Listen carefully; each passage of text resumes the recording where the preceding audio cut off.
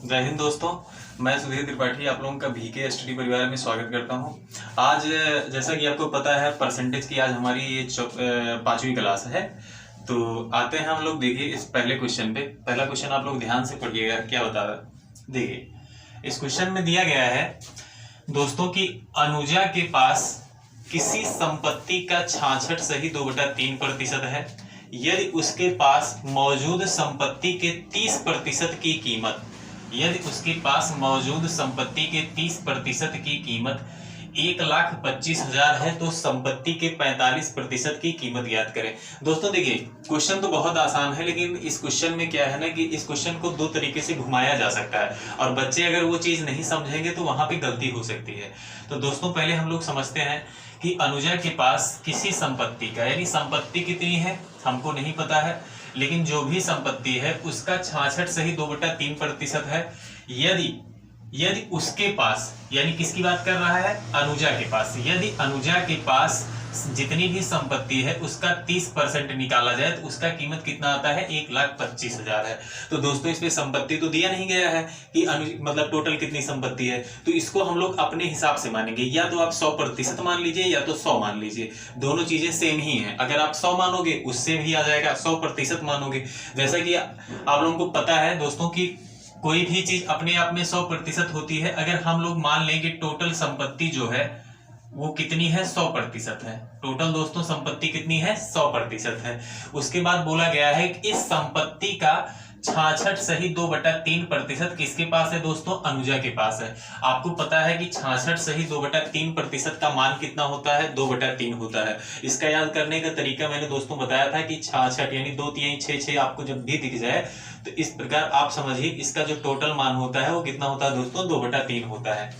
अगर कहा है टोटल संपत्ति का 66.2/3% किसके पास है दोस्तों, अनुजा के पास है। इसका मतलब अगर टोटल संपत्ति 100% है तो इसका अगर मैं 66.2/3% यानी इसका मैं 2/3 निकालूंगा तो ये जो संपत्ति है टोटल अब किसके पास रहेगी, ये अनुजा के पास संपत्ति रहेगी। यानी इतनी संपत्ति किसके पास है, अनुजा के पास है। अब इसके बाद दोस्तों क्या बोला गया है कि उसके पास जो भी संपत्ति है उसका 30% जो है उसकी कीमत कितनी है, 1,25,000। यानी इतनी संपत्ति दोस्तों किसके पास हो गई, अनुजा के पास हो गई। और इसका मैं 30% निकालूंगा। आपको पता है दोस्तों 30% का मतलब हुआ 30/100। कितना होगा, 30/100 होगा। और ये कीमत कितना दिया गया है आपका, 1,25,000। दोस्तों कितना दिया गया है, 1,25,000। हम इस चीज को हम लोग दोस्तों सॉल्व करेंगे। यहां पे आप 0 से 0 काटोगे, ठीक है, 3 से 3 कट जाएगा दोस्तों। 10 है यानी 1 0 यहां से कट जाएगा आपका, और 10 दूना 20, यानी दोस्तों यहाँ पे कितना है, 20%, यानी 20% बराबर कितना निकल के आया आपका दोस्तों, 1,25,000। दोस्तों कितना निकल गया है, 1,25,000। ठीक है, 1,25,000। अब इसके बाद क्या होगा, 20% की कीमत कितनी निकल गई, 1,25,000। तो आप दोस्तों बताइए कि क्या बोला गया इसमें कि मौजूद संपत्ति के 30% की कीमत इतनी है, तो संपत्ति के यानी टोटल संपत्ति के 45% की कीमत क्या होगी।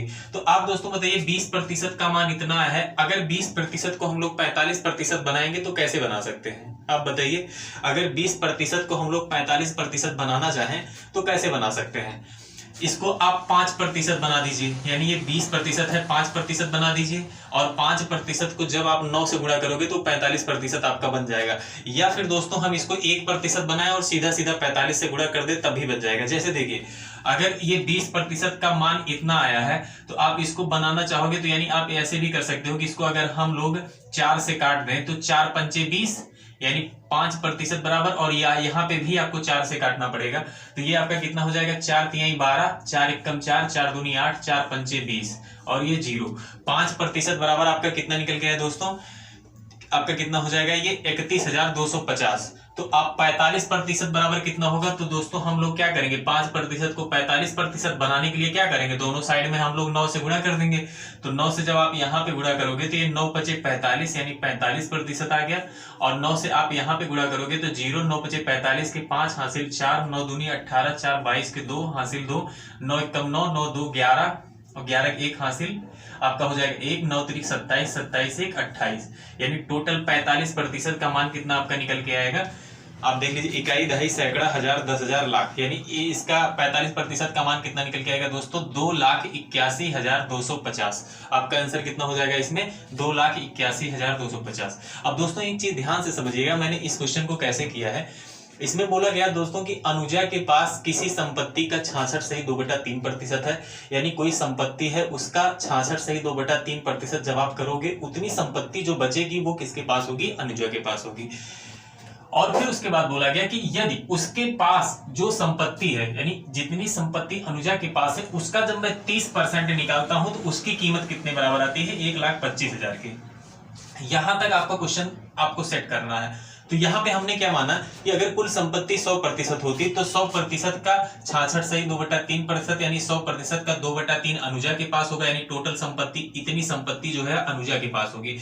इतनी संपत्ति दोस्तों अनुजा के पास होगी। और इस संपत्ति का 30%, यानी इस संपत्ति का 30% बराबर दिया गया है 1,25,000 की। तो इस संपत्ति का जब मैं 30% निकालूंगा, यानी 30/100 करूंगा, ये टोटल बराबर कितना दिया गया? 1,25,000 के।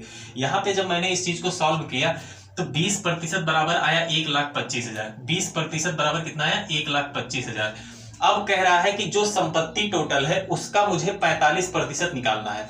तो हमको तो 20% का मान आया है, तो इस 20% को आपको 45% तक बनाना है। तो दोस्तों इसका बहुत सारा तरीका होता है। जैसे 20% है तो आपको पता है 20 से 45 बनाने के लिए कोई ऐसी संख्या नहीं है जिससे हम गुणा करेंगे तो इधर 45 आ जाएगा। तो इसका मतलब हम इसको काट दें, थोड़ा सा छोटा कर दें, यानी 5 बना देंगे। तो 5 बनाने के बाद अगर 9 से गुणा करूंगा तो ये 45% बन जाएगा।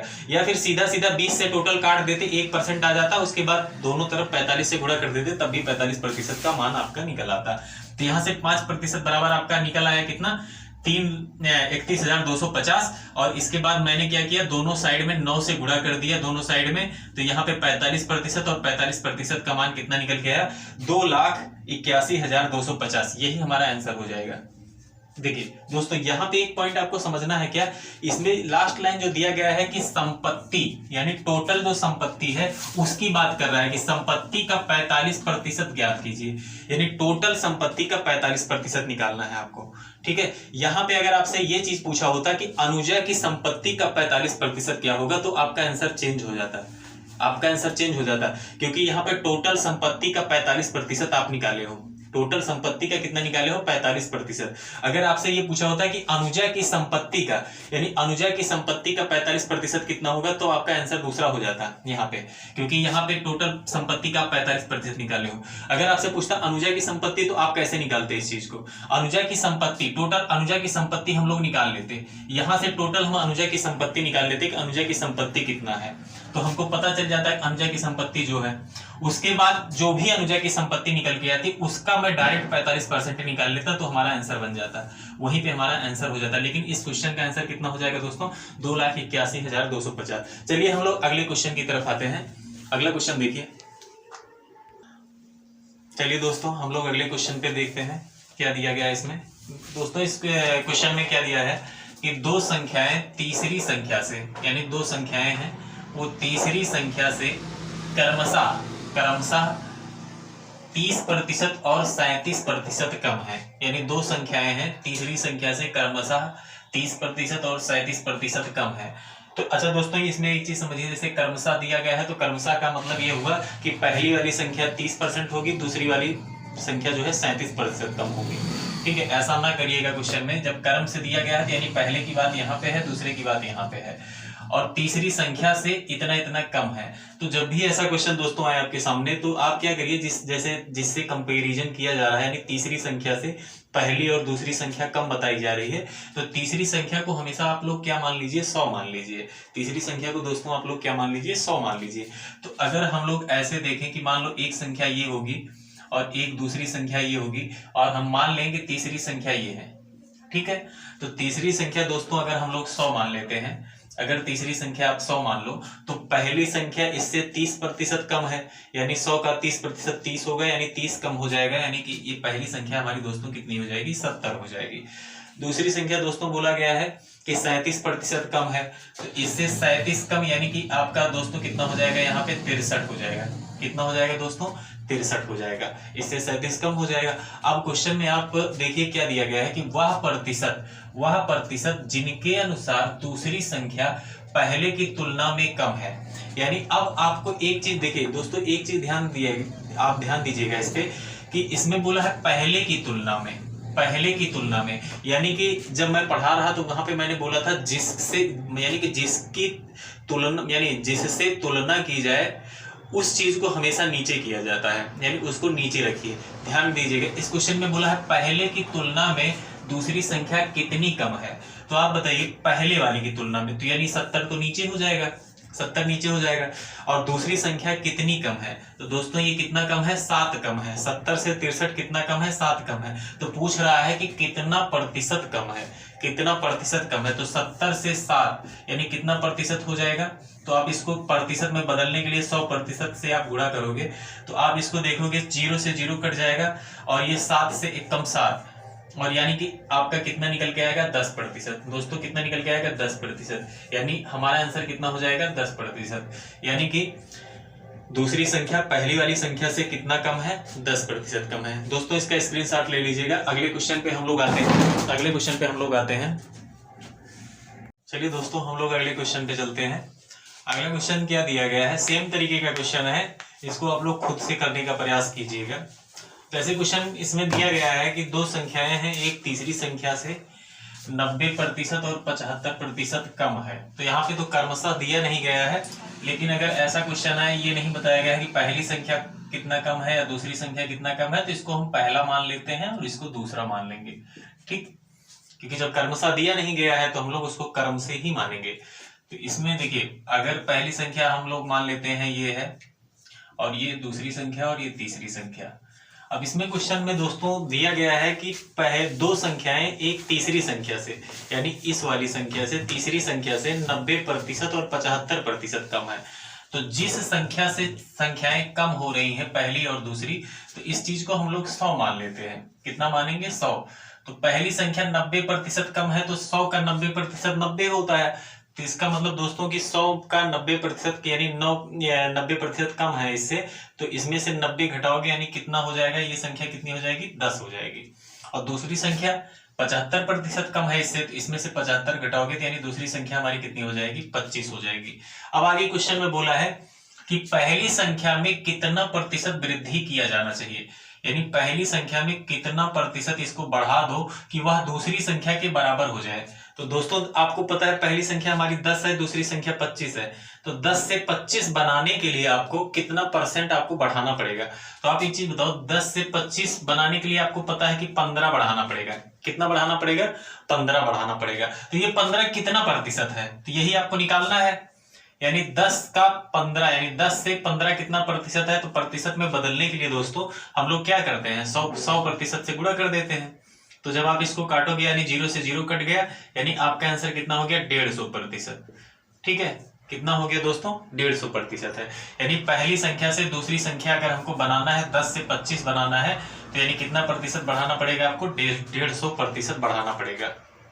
समझ में आया दोस्तों। अब देखिए हम लोग ये सब लगा लिए हैं, अगर ऐसे ही समझना चाहोगे दोस्तों तो इसको ऐसे ही लगा सकते हो बिना कुछ लगाए ही। आपको पता है कोई भी चीज संख्या अपने आप में 100% होती है। तो दोस्तों अगर 10 अपने आप में 100% है, तो इसका मतलब अगर 10 से 25 बनाना है यानी 15 बढ़ाना है, तो आप एक चीज बताओ, 10 अपने आप में 100% है और आपको 15 बढ़ाना है, यानी 100% में 100% बढ़ाओगे तो ये बन जाएगा 20, लेकिन आपको कितना बनाना है, 25 बनाना है। यानी जब ये 10 जो है आपका 100% है, तो इसका मतलब इसका आधा 50% होगा।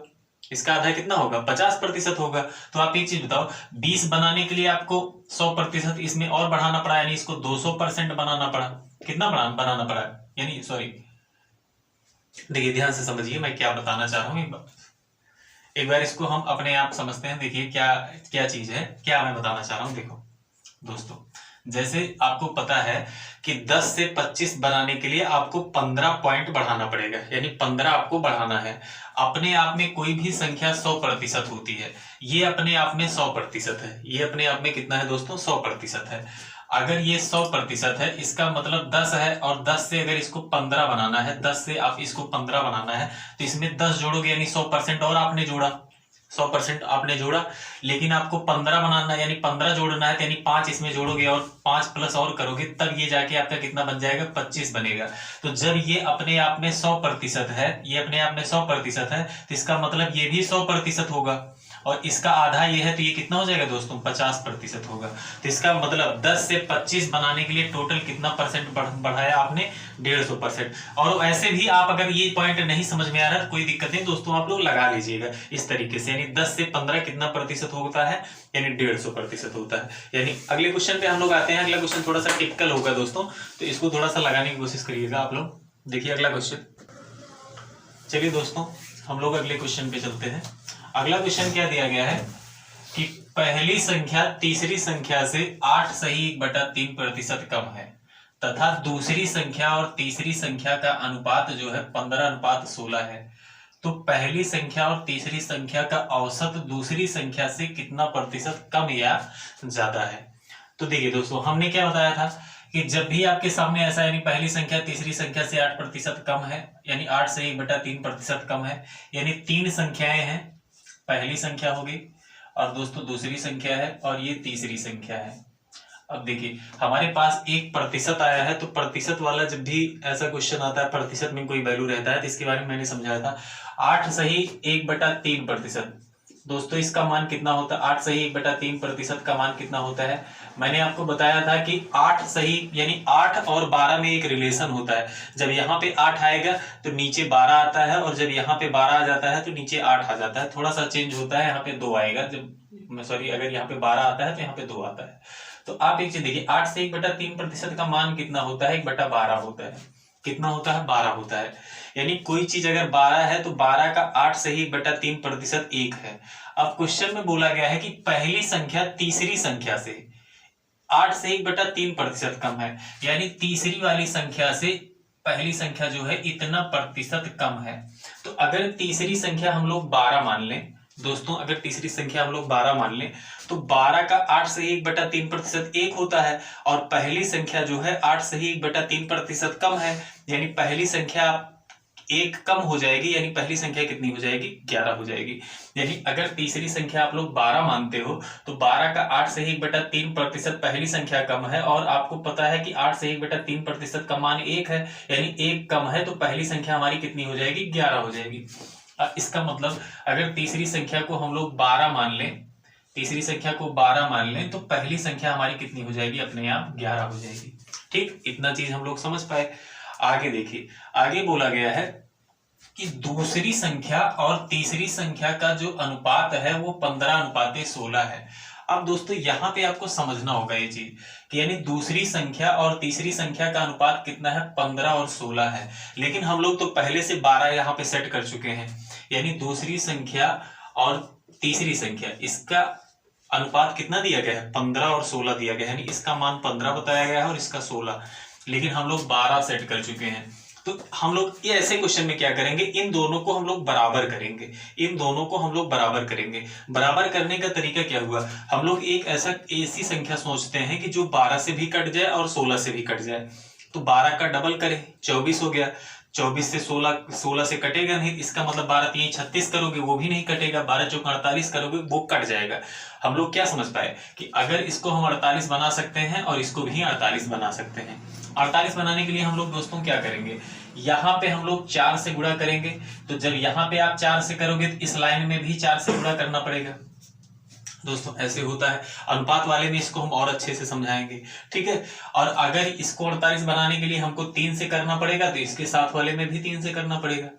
अब आपने देखा कि ये 48 बन गया, ये कितना बन गया दोस्तों, तीसरी संख्या हमारी कितनी बन गई, 48 बन गई। और 15 या 45 दूसरी संख्या हमारी दोस्तों कितनी बन गई, 45 बन गई। और पहली संख्या 11 चौक 44, यानी पहली संख्या हमारी दोस्तों कितनी बन गई, 44 बन गई। यानी पहली संख्या हमारी 44 हो गई दोस्तों, और दूसरी संख्या 45 हो गई, और तीसरी संख्या हमारी दोस्तों कितनी हो गई, 48 हो गई। यहां तक हम लोग क्वेश्चन सॉल्व कर चुके हैं। आगे दोस्तों क्या दिया गया है कि पहली संख्या और तीसरी संख्या का औसत जो है, पहली संख्या का और तीसरी संख्या का जो औसत है, यह दूसरी संख्या से कितने प्रतिशत कम या ज्यादा है, यानी इस वाली संख्या से कितना प्रतिशत कम या ज्यादा होगा। तो सबसे पहले दोस्तों हम लोग पहली और तीसरी संख्या का औसत निकालेंगे। औसत निकालने के लिए क्या करेगा, अगर दो संख्याएं हैं तो दोनों को जोड़ो और 2 से भाग करो, 3 संख्याएं होंगी तो तीनों को जोड़ो और 3 से भाग करो। यहाँ पे हम देखिए हम लोग क्या करेंगे, यहाँ पे 2 संख्याएं हैं यानी पहली संख्या का और तीसरी संख्या का औसत निकालना है।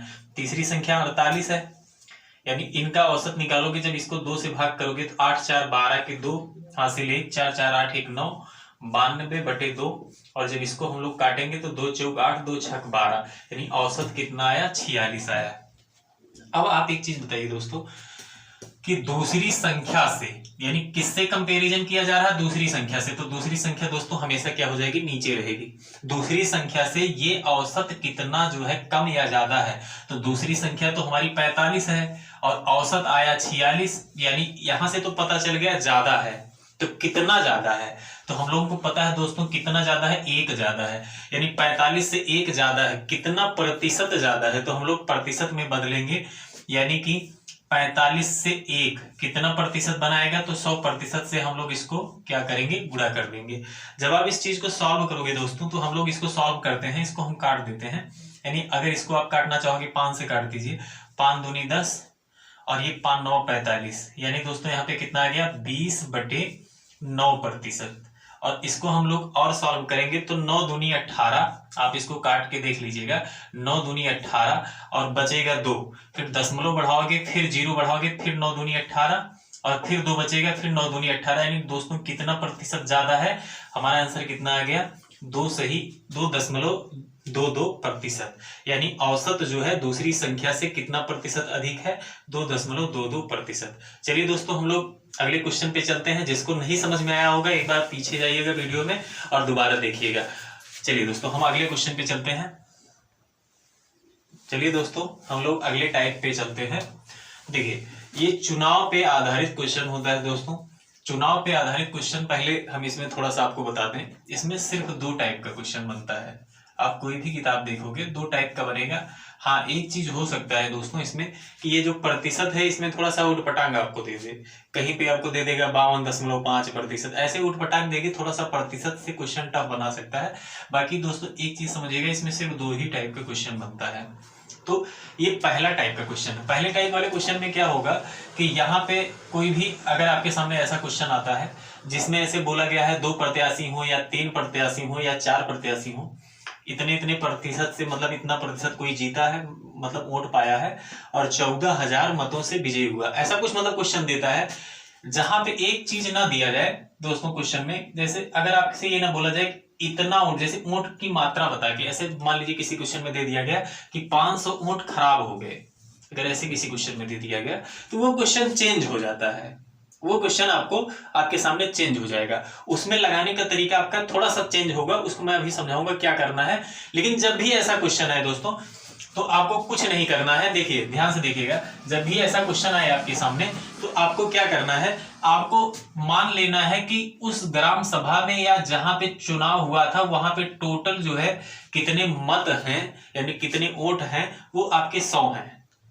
ठीक है, इतना समझिए, 100 मान लेना है। और 100 के हिसाब से दोस्तों हमको क्या करना है, क्वेश्चन को सेट करते हुए नीचे तक आना है। हमने मान लिया कि जहां पे जिस ग्राम सभा में चुनाव हो रहा है वहां पे टोटल कितने मत हैं, 100 मत हैं। अब क्वेश्चन हम पढ़ेंगे कि 2 लोग हैं, दोनों के बीच जब चुनाव हुआ तो कुल डाले गए मतों, यानी कुल डाले गए मतों के 60% मत प्राप्त करके एक प्रत्याशी 14,000 मतों से विजयी हुआ। यानी कि टोटल मत अगर हमने 100 माना है तो इसका मतलब जो जीतने वाला प्रत्याशी है दोस्तों वो 60% पाया है और वोट क्या किया है, चुनाव जीत गया है। तो आप एक चीज बताओ दोस्तों कि अगर 100 वोट हैं टोटल और जीतने वाले एक बंदा मतलब ये जीतने वाला हो गया और ये मान लो हारने वाला हो गया, ठीक है, इसने 60% वोट पाया, यानी पहला वाला व्यक्ति जो जीता है यानी ये जीतने वाला है और ये हारने वाला है, ये 60% वोट पाएगा। तो यानी 100 का 60% दोस्तों कितना होता है, यानी कि 60 वोट ये पा गया। कितना पा गया, 60 पा गया। तो आप एक चीज बताइए, 100 वोट टोटल थे, अगर जीतने वाला 60 पा गया तो इसका मतलब जो हारने वाला है वो बचा खुचा वोट पाया होगा, यानी 40 वोट कौन पाया होगा, हारने वाला पाया होगा। तो जब हम लोगों ने क्वेश्चन में 100 वोट मान के लगाया तो यहाँ पे जीत हार कितने वोटों से हुई है, 20 वोटों से। दोस्तों ये चीज आप ध्यान से समझिएगा, यानी जीतने वाला 60% वोट पाया है, यानी कि 100 का 60% यानी 60 वोट पाएगा, तो जब टोटल वोट ही 100 हैं, 60 ये पा गया, तो इसका मतलब हारने वाला कितना पाया है दोस्तों? 40 पाया है। यानी हार जीत कितने वोट से हुई है? 20 वोट से। लेकिन क्वेश्चन में क्या बोला गया है? 60% मत प्राप्त करते एक प्रत्याशी जो है 14,000 मतों से विजयी हुआ। यानी 20 मतों से नहीं विजयी हुआ है। कितने मतों से विजयी हुआ है? 14,000 मतों से विजयी हुआ है। ठीक है, कितने मतों से विजयी हुआ है? 14,000 मतों से। देखिए दोस्तों, एक चीज समझिए, अगर मान लीजिए मैं चुनाव लड़ता हूं, मैं 10 वोट पाता हूं, और आप चुनाव लड़ते हो, आप 20 वोट पाते हो, तो यानी कि यहाँ पे हम लोग हमसे कितना ज्यादा वोट पाए हो? आप 10 वोट पाए हो ज्यादा। कितना वोट ज्यादा पाए हो? 10 वोट ज्यादा पाए हो। यानी कहने का मतलब ये हुआ, अगर आपसे पूछा जाएगा कि आप कितने मतों से जीते हो, तो आप कहोगे मैं 10 मतों से जीता हूं। यानी जितना हमसे ज्यादा पाते हो वही मत होता है आपके जीतने वाला। तो दोस्तों यहाँ पे समझिएगा, ये 14,000 मतों से जीता है, और यहाँ पे हमने देखा 20 मतों से जीता है। यानी 20 मत नहीं है, ये 14,000 मतों से जीता है। कितने मतों से जीता है? 14,000। यानी 20 से 14,000 कितना गुना ज्यादा है दोस्तों? तो आप इसको जब सॉल्व करोगे तो 20 से इसको काटोगे तो कितनी बार जाएगा? 20 से आप काटोगे 7 बार जाएगा। 140 में कितनी बार जाएगा दोस्तों? 7 बार जाएगा, और 0 0, यानी कितना गुना ज्यादा है? 700 गुना ज्यादा है। तो क्वेश्चन में पूछा है, क्वेश्चन में कहा है जीतने वाला प्रत्याशी द्वारा प्राप्त किए गए मतों की संख्या बताइए। यानी जीतने वाला कितना वोट पाया है। तो इसका मतलब 20 से ये 700 गुना है, तो जीतने वाला भी 60 ना पाके ये भी 700 गुना ज्यादा, यानी कितना वोट पाया होगा? 0 0 0 और 7 6 42, यानी कितना वोट पाया होगा? 42,000 वोट। जीतने वाला कितना पाया होगा? 42,000। यही आपका आंसर हो गया दोस्तों। अगर आपसे ये पूछता हारने वाला कितना है, तो 40 का 700 गुना कर देते। अगर आपसे हारने वाले पूछा होता, तो इसका मतलब हारने वाला कितना पाया दोस्तों? 7 चौक 28, यानी कितना वोट पाया है? 28,000 वोट। अगर दोस्तों आपसे ये पूछा होता है बताइए तो टोटल कितने मत हैं उस ग्राम सभा में, तो इसका मतलब हम जो 100 माने थे इसका 700 गुना कर देते, यानी ये हमारे टोटल मत कितने हो जाते? 70,000। कितने हो जाते दोस्तों? 70,000 हो जाते। जो पूछेगा उसी को हम लोग उसी हिसाब से उतना गुना कर देंगे। टोटल हम लोगों को पता है कि 20 ना होके, यानी 14,000 मतों से जीता, यानी 700 गुना ज्यादा। अब इसी के आधार पर जो पूछेगा क्वेश्चन में, हम लोगों को वैसे उतना गुना बढ़ा लेना है। जीतने वाले के बारे में पूछा, मैंने 700 गुना इसका बढ़ा दिया। हारने वाले का पूछता तो मैं इसका 700 गुना बढ़ा देता, और अगर टोटल मत पूछता तो टोटल का हम लोग 700 कर देते। ठीक है, तो हमारा आंसर दोस्तों कितना हो गया? 42,000। चलिए दोस्तों, हम अगले क्वेश्चन पे आते हैं। अगला क्वेश्चन देखिए। चलिए दोस्तों, हम लोग अगले क्वेश्चन पे आते हैं। इस क्वेश्चन को ध्यान से पढ़िएगा, इसमें एक छोटी सी गलती बच्चे करते हैं, वो चीज आपको नहीं करना है। ध्यान से समझिए क्या है। क्वेश्चन में दिया गया है, हमने बताया कि जब भी ऐसा क्वेश्चन आए, इसमें बोला गया 8% मत नहीं पड़े हैं, उसके बाद 2 लोग खड़े थे, इसके बाद जीतने वाला 48% मत पाया, 1100 मतों से हार जीत हो गया। ऐसे क्वेश्चन में ऐसा कहीं पे नहीं दिया गया है कि इतने मत जो है बीच में खराब हो गए, जितने पड़े थे उसमें से इतने मत खराब हो गए। ऐसे क्वेश्चन जब ना आए, कुछ ना करो, अपने आप मान लो कि 100 मत हैं उस ग्राम सभा में। कितने मत हैं? 100। ठीक है, ये पढ़ने वाले मत नहीं है दोस्तों। हमारी बातों पे बहुत गौर कीजिएगा। हम जितना लिखते हैं उससे ज्यादा हमारी बातें ध्यान से सुनिएगा। ये 100 मत उस ग्राम सभा में है, यानी 100 लोग ऐसे हैं जो 18+ हैं। ये डाल रहे हैं वोट या इनका खराब हो रहा है वो तो बाद की बात है। इतने लोग हैं उस ग्राम सभा में। अब आगे बोला गया है कि 8% मतदाताओं ने अपना मत नहीं दिया, यानी 100 में से 8% लोग मत नहीं देंगे। इसका मतलब 100 का 8%, 8 लोग मत नहीं देंगे, यानी टोटल कितने लोग मत देंगे? 92 लोग। यानी आपसे पूछा जाए टोटल मत कितने हैं? 100। कितने मत पड़े हैं चुनाव में? वो कितने हो जाएंगे? 92 हो जाएंगे। दोस्तों ये पॉइंट आपको बहुत अच्छे से समझना है। टोटल मतों की संख्या अलग होती है, कितने मत पड़ते हैं वो अलग है। मान लीजिए आप कहीं चुनाव, आपका वोटर लिस्ट में नाम है लेकिन आप वोट डालने नहीं जाते हो, तो आप तो मतदाता हो लेकिन आपने मत नहीं डाला, वो चीज अलग हो जाती है। यानी 100 मत है टोटल, और 8% लोगों ने जब मत नहीं दिया तो टोटल मत पड़े कितने? 92। अब आगे क्या बोला गया है? 2 लोग खड़े हैं चुनाव में। इसमें बोला गया जीतने वाला जो है प्रत्याशी, वो कुल मतों का 48% मत प्राप्त करता है। ध्यान से समझिएगा, कुल मतों का कितना प्रतिशत पाता है? 48%। तो कुल मत कितने हैं? 100 हैं। अगर आपसे यहां पे ये बोला होता पड़े हुए मतों का 48% पाता है, तो इसका मतलब 92 का 48% पाता। लेकिन क्वेश्चन में बोला गया है कुल मतों का 48% पाता है दोस्तों, तो 100 का, यानी कुल मत कितने हैं?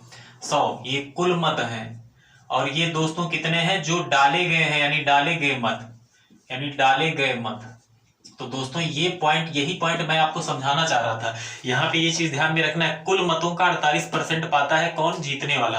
तो 100 का 48% अगर दोस्तों जीतने वाला पाता है, यानी जीतने वाला अगर ये है और हारने वाला अगर हम इसको मान लें कि ये हारने वाला है, ये हारने वाला, तो कुल मतों का यानी 100 मतों का अगर 48% पाया है जीतने वाला, तो 100 का 48% यानी दोस्तों 48 वोट पाया है कौन? जीतने वाला। 100 का 48 वोट किसने पाया है? जीतने वाला पाया है। अब आप एक चीज दोस्तों बताइए, टोटल मत पड़े थे 92 और 48 वोट पा गया कौन? जीतने वाला। तो इसका मतलब हारने वाला कितना पाएगा? 92 में से 48 आप घटाओगे तो यानी कितना? 44 वोट।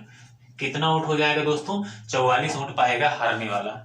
अब आप ये चीज ना सोचिएगा कि 100 में से 48 वोट ये पा गया तो 100 का 52 वोट पा जाएगा, तब तो ये तो जीत जाएगा। पड़े हैं 92 वोट दोस्तों, लेकिन इसमें सिर्फ ये बताया गया है कि कुल मतों का 48% कौन पाया है? जीतने वाला। यानी 100 का 48% यानी 48 वोट पा गया जीतने वाला, और पड़े थे 92 वोट। इसका मतलब 92 में से 48 घटाओगे तो 44 वोट कौन पाया होगा? हारने वाला पाया होगा। टोटल आप यहाँ पे देखिए हार जीत कितने वोट से हुई है? 4 वोट से। लेकिन क्वेश्चन में बोला गया है कि 1100 मतों से चुनाव जीत गया है, 4 वोट से नहीं जीता है, 1100 मतों से जीता है। यानी कितना गुना ज्यादा? 4 दूनी 8 और 4 सत्ते 28, 4 पंचे 20, 275 गुना ज्यादा। तो आगे क्वेश्चन में जो भी पूछा जाए वो चीज आप बता दीजिए। चुनाव में कुल मतों की संख्या, यानी कुल मतों की संख्या पूछा है, यानी 100 का 275 गुना हो जाएगा। यानी यहाँ पे जब 275 गुना हुआ है तो 100 का 275 गुना कर दोगे, यानी कितना मत पड़ा है? कितना मत टोटल है वहां पे? कितना मत? इकाई, दही, सैकड़ा, हजार, 10,000, यानी 27,500 मत है। अगर आपसे दोस्तों ये पूछा होता है यहाँ लास्ट लाइन में कि टोटल कितने मत डाले गए, तो 92 का 275 गुना आप कर देते। अगर पूछा होता कि जीतने वाला कितना मत पाया है, तो 48 का 275 गुना कर देते। हारने वाला कितना पाया है, तो 44 का 275 गुना कर देते। तो दोस्तों आपसे कुछ भी पूछेगा तो आप इस तरीके निकाल सकते हो। ठीक है, आपको मानना है कि कुल मत कितने हैं उस ग्राम सभा में। उसके बाद जैसा जैसा क्वेश्चन बोलेगा, यहाँ पे बोला है 8% लोगों ने नहीं डाला, तो हमने क्या किया? 100 का 8% घटा दिया, यानी 92 लोगों ने डाला। ऐसे क्वेश्चन में आपके कहीं कहीं पे आएगा, आपसे क्वेश्चन में पूछेगा कि इतने प्रतिशत लोगों ने मत नहीं डाला, फिर आगे बोलेगा इतने प्रतिशत मत अवैध हो गए।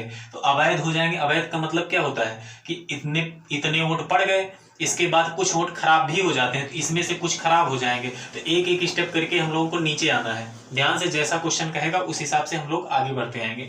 चलिए दोस्तों, आज की क्लास हम लोग यहीं पे खत्म करते हैं, और कल इसके आगे का क्वेश्चन हम लोग कराएंगे। इसमें जो 1-2 टाइप का और थोड़ा सा टिपिकल क्वेश्चन बनता है। टिपिकल कुछ नहीं होता दोस्तों, सिर्फ ये होता है कि हम लोग समझे नहीं रहते हैं चीजों को, और उसके बाद हम लोग क्वेश्चन सही से पढ़ते नहीं है। ये सबसे बड़ी कमी होती है दोस्तों स्टूडेंट की, कि वो सिर्फ एक कॉपी करना चाहते हैं और रटते हैं, लगा तो लेते हैं लेकिन चीजों को समझते नहीं है, क्वेश्चन को पढ़ते नहीं सही से। यहाँ पे गलती कर सकते थे। यहाँ पे ये पॉइंट समझने वाला था कि कुल मत पूछा है कि डाले गए मत पूछे हैं, ये गलती होता है।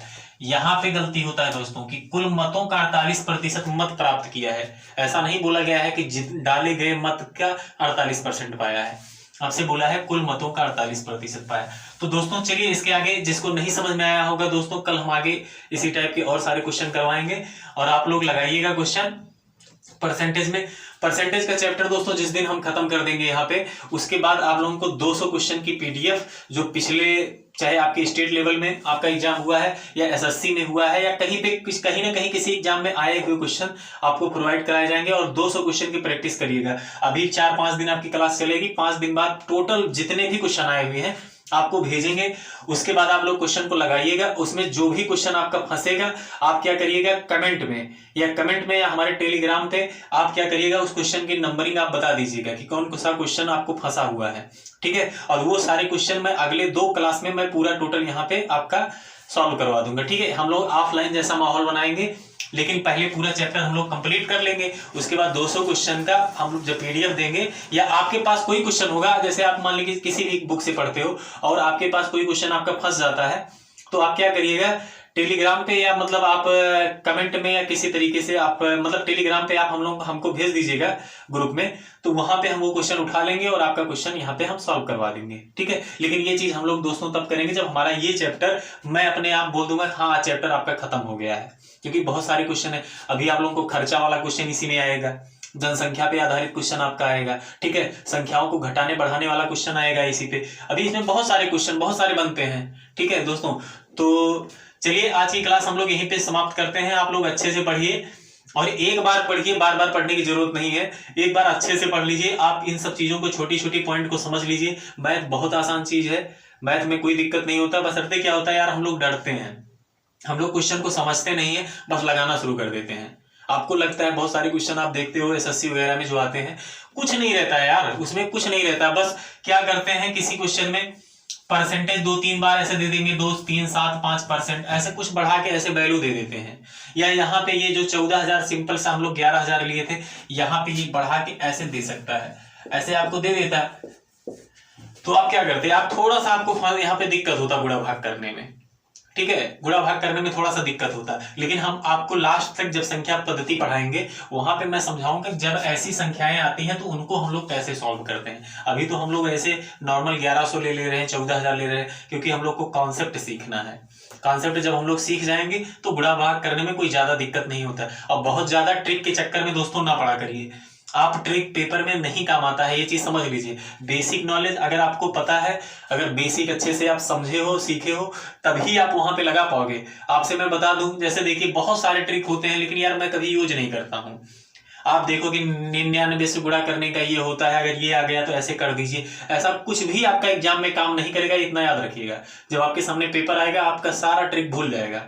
अगर बेसिक नॉलेज है, बेसिक अच्छे से तैयार है, कैसा भी क्वेश्चन बन जाए आपको डरने की बिल्कुल जरूरत नहीं है, आप आसानी से कर पाओगे, आप आंसर देख के डायरेक्ट निकाल पाओगे। सिर्फ बने रहिएगा दोस्तों, और ज्यादा से ज्यादा ये इस वीडियो को शेयर करिए। आप लोग खुद ही ना देखा करो, ऑफलाइन में आपकी क्लासेस चलती होंगी, वहां पे अपने दोस्तों के पास शेयर करो, सब्सक्राइब करवाइए इसको, थोड़ा सा हम लोगों का मनोबल बढ़े। जैसे हम लोग यहाँ पे आप लोगों को क्लास प्रोवाइड करा रहे हैं, अभी आधे घंटे की 45 मिनट की क्लास चलती है। जैसे अगर आप लोग मान लीजिए आप शेयर करते हो और सारे लोग यहाँ पे आएंगे, हम लोगों का भी मनोबल बढ़ेगा और पढ़ाने की इच्छा होगी, ठीक है। और अच्छे से हम लोग नए नए क्वेश्चन लेके आएंगे और नए नए तरीके से आप लोगों को सिखाने का प्रयास करेंगे, ठीक है। आप लोग अच्छे से इसको पढ़िएगा और इस चैनल को लाइक करिए और सब्सक्राइब करिए और ज्यादा से ज्यादा लोगों तक दोस्तों पहुंचाइएगा। चलिए, जय हिंद दोस्तों।